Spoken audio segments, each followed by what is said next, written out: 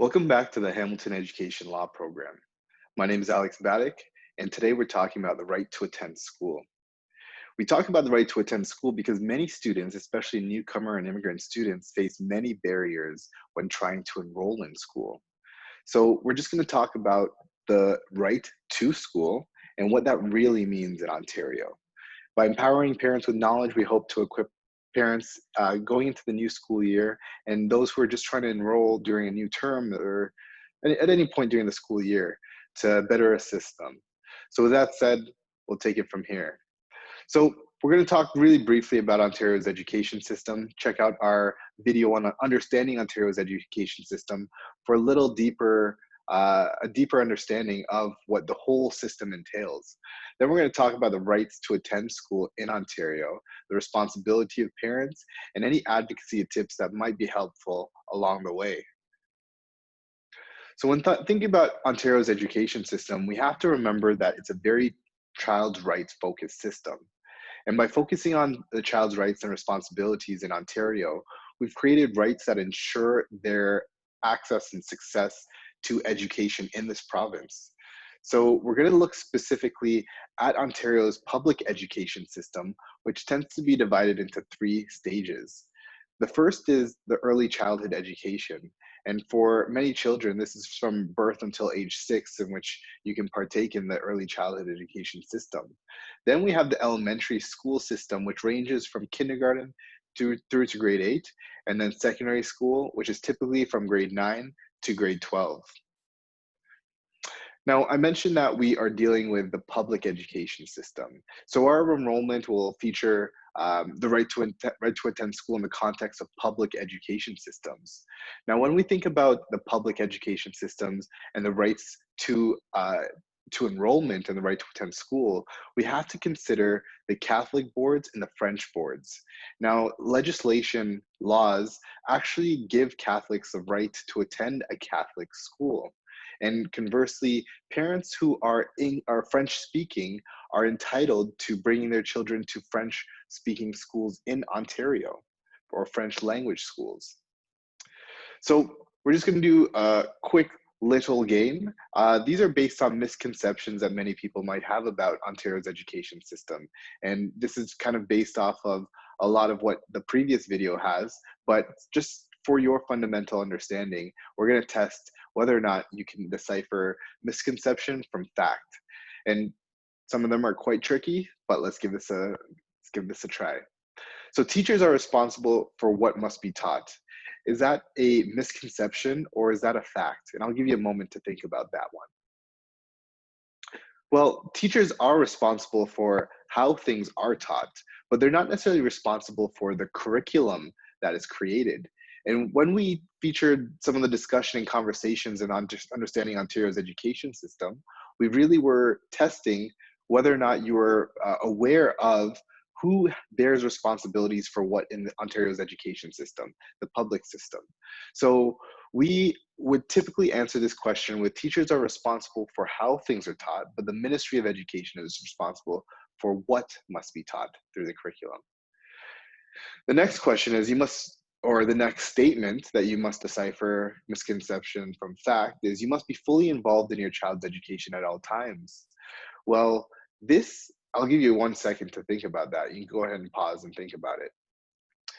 While you typically would hope to be involved with your child's education at all times, throughout these education law series, you'll realize that a lot of the onus and ability to create change in a child's life is actually on the parents and guardians. And that's because a lot of the laws tend to not involve children and give them autonomy in being able to navigate the education system on their own. So when it comes to things like attendance rights, it's typically dictated by a parent's geographic location. So when we think about being fully involved in school, what we tend to mean is that you are your child's biggest advocate. You must be fully involved if you hope to ensure that your child has success at all stages. And finally, only a lawyer can protect your rights, your child's rights. I'll give you 1 second to think about that one. And the answer is clearly false, or this would be a myth. You are an advocate for your child. As a parent or guardian, you are able to protect your child's rights, but that requires you to better understand your responsibilities in the system and the rights afforded to your family. So with that said, we're going to jump into the idea of attendance rights in Ontario. So this is a catchment map. When we think about school boards and the schools within it, we have to consider the boundaries that each school has. These boundaries are literally lines on a map that dictate who is able to attend school in which area. So parents might want to learn about the catchment areas to make sure that they know which school their child will be attending. And it's very important to recognize that when it comes to your rights in Ontario, you don't necessarily have a right to choosing which school that you attend. And we'll talk a little bit more about that in just a moment. Now, the Education Act uses language to describe who is eligible for, who has a right to attend schools in Ontario.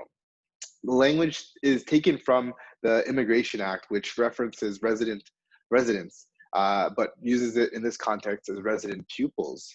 Now, resident pupils are typically regarded as students who are from tax-paying families, students who have permanent residence or citizenship in this country. Now, when it comes to the Education Act, resident pupils are not required to pay fees. And that's a little bit different from some of the other specialized programs or programs in Ontario public schools. For example, French programs, IB programs, or specialized programs or homeschooling programs. These don't necessarily come without a cost. For example, the International Baccalaureate program may have a fee that's associated, similar to specialized programming and as well as costs that might be associated with homeschooling. Now, in Ontario, you are required to start school at age 6. However, you can start much earlier. And if we remember the different stages of learning, elementary school starts at age 6, but you can enroll your child in early childhood education, which is still a part of Ontario's public education system. When we talk about leaving schools, we have to have it in the context of what is the law governing your ability to stop attending public school. And the law actually has a parameter around that. You are required to attend school until you turn 18. However, you are able to withdraw from school after you've graduated or fulfilled your high school diploma. For those students who do attend school up until 18 and are still planning to return, they may be able to enroll in a continuing education program, or their school may allow them to return for an extra year. There may be some costs associated with adult continuing education programs. So more mature students are able to continue to attend school in Ontario. This tends to be separate from the typical school schedule and regular hours, as well as not necessarily in the same physical space. Now, when we're thinking about the right to attend school, we have to acknowledge the barriers that some people face. I described resident pupils as tax-paying citizens or children or students from tax-paying families that tend to be permanent residents or citizens in this country. Now, resident pupils are sometimes excluding newcomer and immigrant populations. And when we talk about that, we have to really understand the full context of what it means to be an immigrant and newcomer in Canada.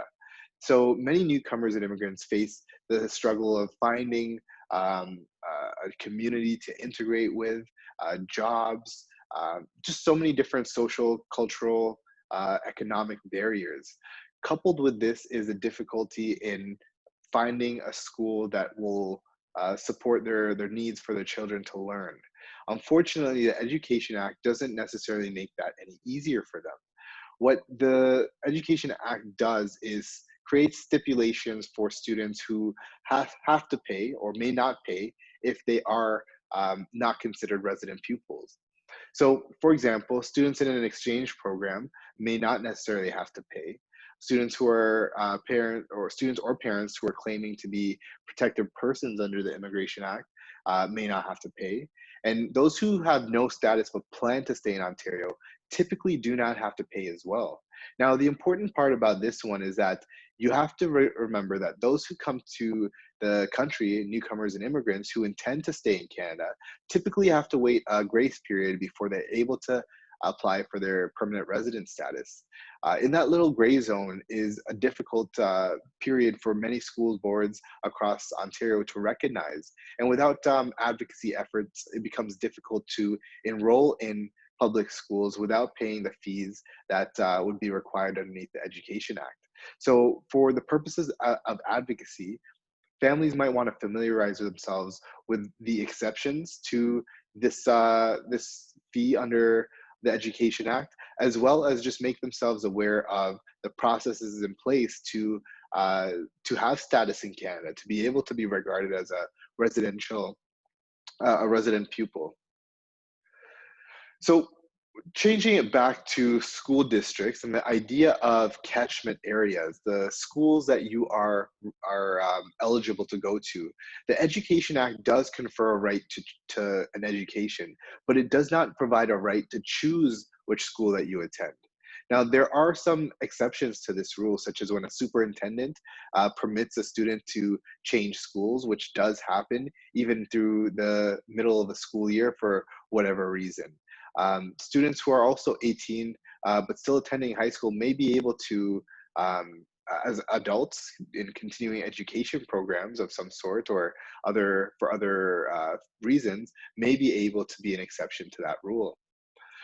But when we think about the right to attend school, we can't also neglect remote communities and the difficulties that they face in being able to access physical institutions. The right to attend school does not necessarily prevent the barriers that are in place from being able to access that school. So notably, there are many communities across Ontario that have many kilometers between home and the school. Proximity becomes an issue, which means that busing and other things become maybe a right or something that is available to students. French programs, we briefly discussed this, but the law mentions that there's a right to education if one parent speaks French. And we have French school boards, but we also have French specialized programs in public school boards. And we do want to make a distinction.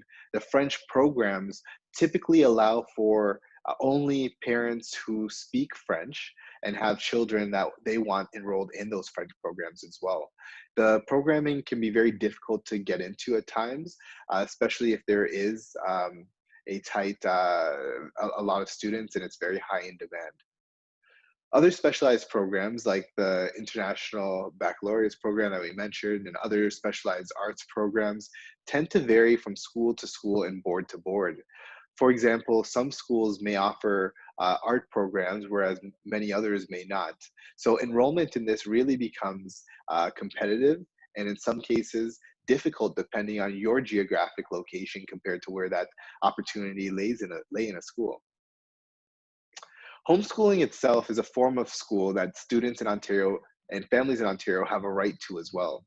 The minimum standard of education is set out in the Education Act by the Ministry of Education, and we require all students to be able to meet the standards of the curriculum dictated by the Ministry of Education. Parents are able to contact the school boards for more information on homeschool packages, ways in which they can get resources for homeschooling. In fact, the Ministry of Education lays out on their website curriculum that families can rely on to make use of as well.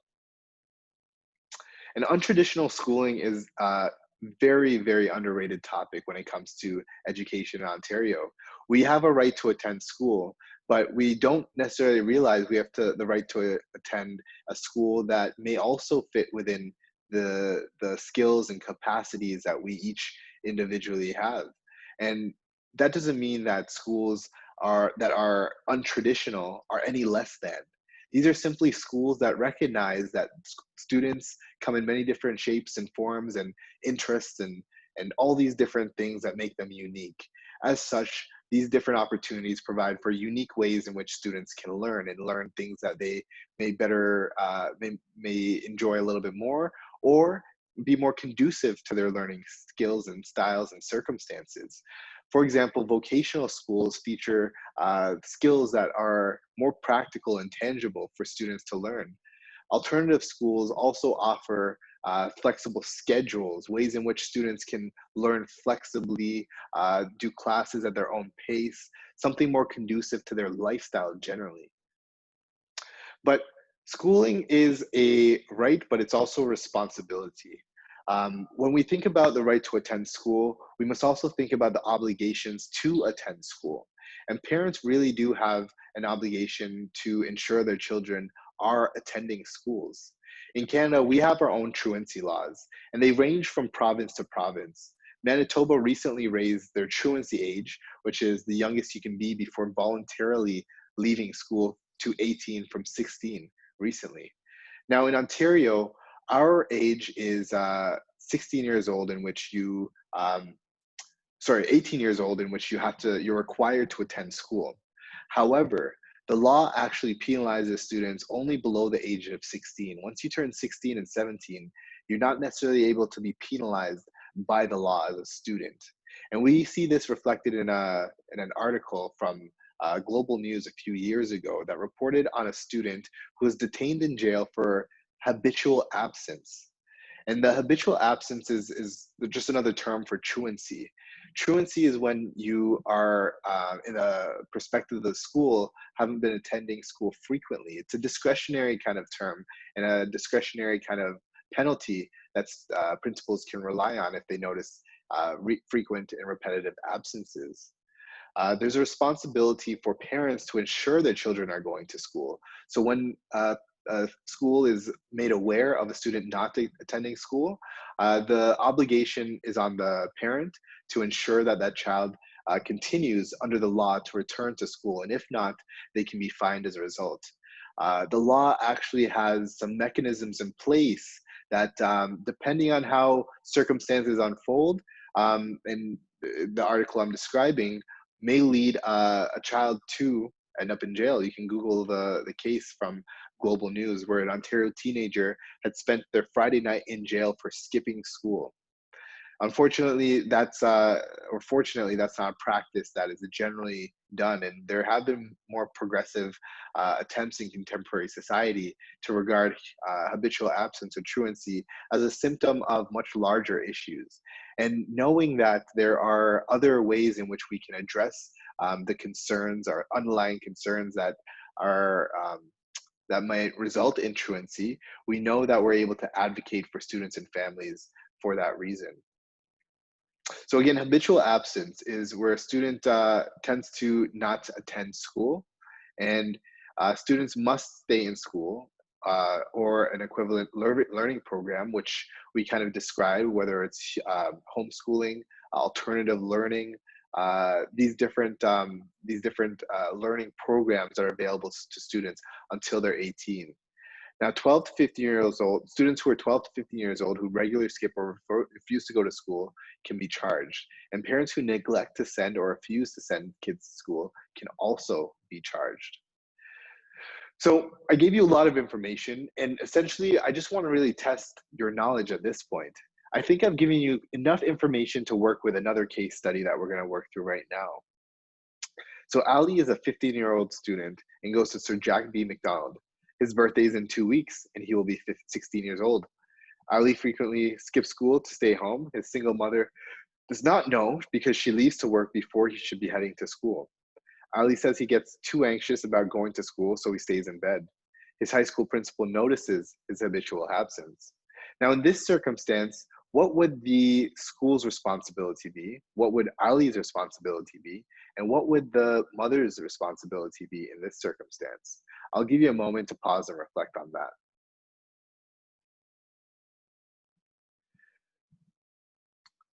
Okay, so there are quite a few things that we're going to pick apart here. The first is whether or not Ali can be charged for skipping school. We know that those who are 12 to 15 years old can be charged under the Provincial Offences Act for skipping school. It's interesting because Ali turns 16 in 2 weeks. So is he likely to be charged as a result of this? Uh, well, he might be charged before he turns 16. The question is whether or not that charge will stick, or whether or not it will be enforceable or rendered moot when he turns 16 years old. Now, the next issue is whether or not his mother is responsible for him missing school, and whether or not she can be charged for him not attending school. Well, the facts suggest that she is actually not made aware of him skipping school. So she might be as equally concerned about his absence.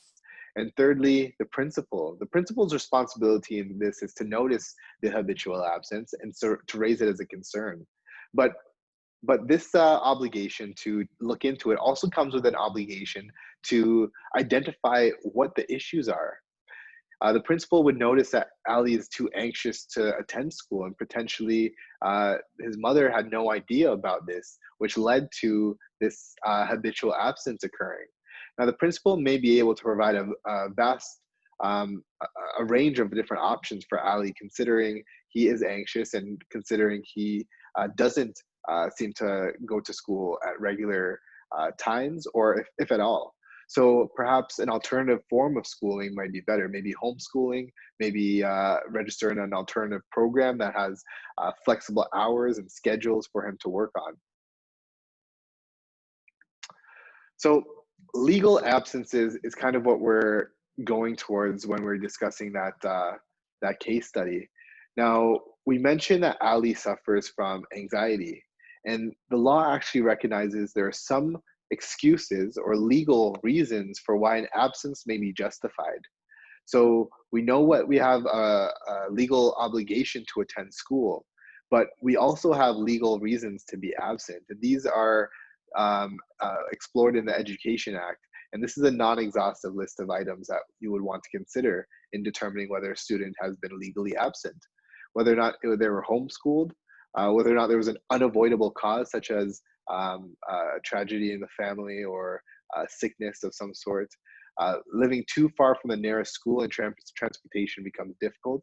We immediately might think of remote communities, especially in the wintertime where it becomes difficult to travel to school. Where you've already completed high school, and that means, for example, if you're 16 years old and you've already received your high school diploma, you're no longer legally required to attend school. And there are other things like religious holidays, suspensions, expulsions, and receiving musical instruction. Exclusions are a little bit different, and you may or may not be familiar with the term exclusions. However, it refers to a very specific way in which a student is barred from attending school. Schools are capable of excluding a child, perhaps for medical or health compliance, and parents may be penalized for indirectly violating compulsory attendance laws. So when we think about exclusions, exclusions tend to bar a student from attending school for non-disciplinary reasons, though it can be used for disciplinary reasons in some situations. We briefly touched on alternative schooling. Now, alternative schools are kind of explored in some alternative legislation, and they're regarded as Section 23 programs. They're not explored under the Education Act, but they're recognized under some ministries where there is a need for students to still receive learning, but acknowledging they're in an institution that is inherently different from a school. As such, they create Section 23 programs for students to attend while they're in the care of another facility. So, for example, hospitals may have Section 23 programs where schools are actually built into the hospitals. And when I say built in, I just mean the program is made available there. It also may be found in custodial settings such as CAS or correctional facilities as well. When it comes to advocating for the right to attend school, there's a variety of different issues that rise when you look at the right to attend school and the obligations of schools to provide that opportunity. One of those is when it comes to new migrants and the difficulties it might be that there might be that the difficulties when enrolling in school as a newcomer and a citizen. There are difficulties when families have experiencing habitual absence or non-legal reasons for absences. Finally, there are some other just practical issues in terms of being able to participate in the quote unquote regular typical school days. Some students and families may not find that schedule to be conducive to their lifestyle. And as such, advocating for any of these issues requires a number of different things to consider. Remember, the goal is always student success, and that's the focal point when it comes to education law. How do we ensure student success? So when we're advocating for newcomer students to be enrolled, it's the success of all students in Ontario, the guarantee of education for all students in Ontario that we want to emphasize in that circumstance. When it comes to positive relationships, we want to make sure that students are able to build trust in the institution of education, and the trust that the principals of schools and the administrators will look into the reasons for habitual absences and look for underlying issues that might be impacting a child. The important thing here is to know your rights as it relates to the right to attend school. And there are a lot of rights that come with this. So parents, make sure you get involved and make sure you learn a little bit more about your right to attend school in Ontario. There are some resources you can check out to learn a little bit more, including the Ministry of Education, their official website, Justice for Children and Youth, and Pro Bono Law Ontario Education section are resources that may be able to assist with any advocacy that you may need. That's it for this session. This was the right to attend school. If you have any questions, check out the information section on the Empowerment Squared website.